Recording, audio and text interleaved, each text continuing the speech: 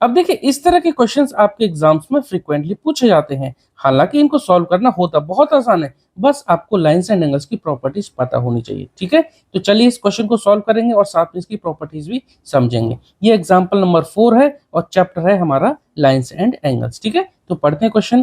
देखिए in figure, यहाँ पर एक ये फिगर दे रखा है, if P Q parallel to R S. यहाँ पर पी क्यू और आर एस, यानी देखो ये पी क्यू और आर एस ये आपस में पैरेलल गिवन है। ठीक है, angle M X Q equal to 135, M X Q ये एंगल दे रखा 135, and angle M Y R ये दे रखा 40 डिग्री। हमें पता करना है find angle X M Y, यानी कि हमें ये एंगल पता करना है। ठीक है, ये एंगल हमें पता करना है। चलो यहाँ पे पहले लिख देते हैं angle X M Y equal to question mark. ठीक है, अब देखिए इसको हम डायरेक्टली पता नहीं कर सकते, यहाँ हमें थोड़ा सा कंस्ट्रक्शन करना पड़ेगा। ठीक है, क्या करते हैं, हम यहाँ से एक लाइन ड्रॉ कर देते हैं, हम यहाँ से एक लाइन ड्रॉ कर देते हैं इसके पैरेलल, यानी पी क्यू के पैरेलल हम यहाँ पर एक लाइन ड्रॉ कर देते हैं। चलिए इस लाइन को नाम दे देते हैं, यहाँ पर एक नाम दे देते हैं एन। ठीक है, एम एन हमने पैरेलल ड्रॉ कर दी पी क्यू के, और हमें ये भी गिवन है कि पी क्यू पैरेलल है आर एस के।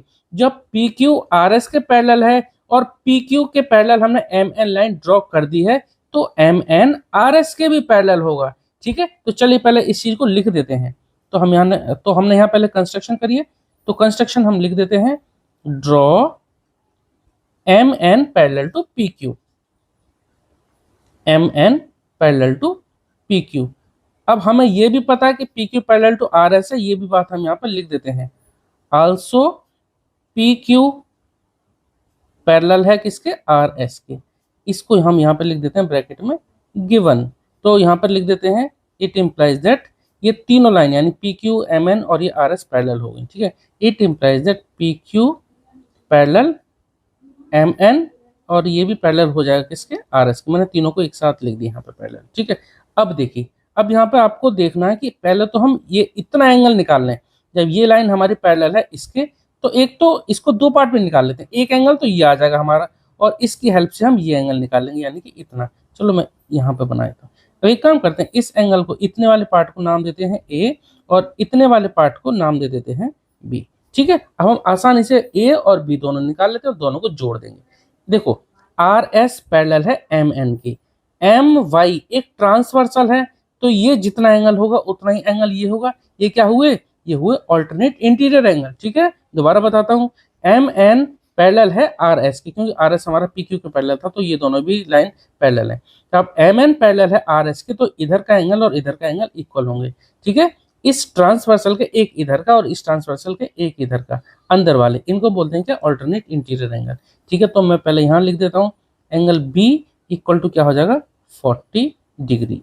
रीजन क्या होगा इसका, alternate interior angles are equal. ठीक है, मैंने शॉर्ट में लिखा, आप इसे कंप्लीट कर देना, ऑल्टरनेट इंटीरियर एंगल्स। ठीक है, बी आ गया हमारे पास 40 degree.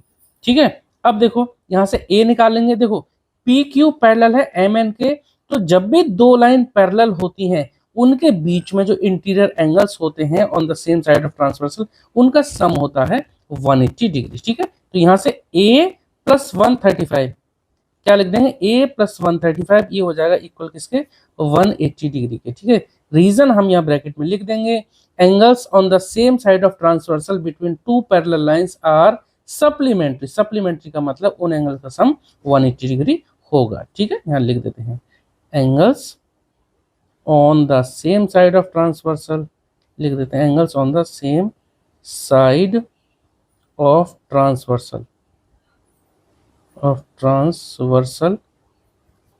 between two parallel lines, between two parallel lines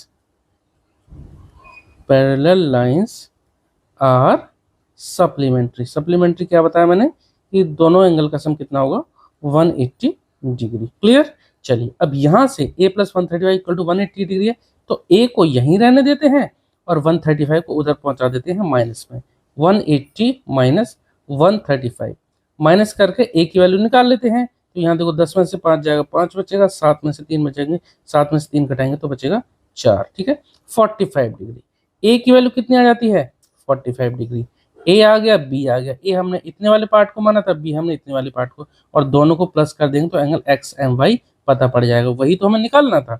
तो हम यहाँ पे लिख देते हैं therefore angle X M Y equal to क्या होगा, ए प्लस बी, और ए हमने निकाला 45, तो 45 डिग्री प्लस बी, बी का मतलब 40 डिग्री। तो आंसर आ गया हमारा कितना, 85 डिग्री।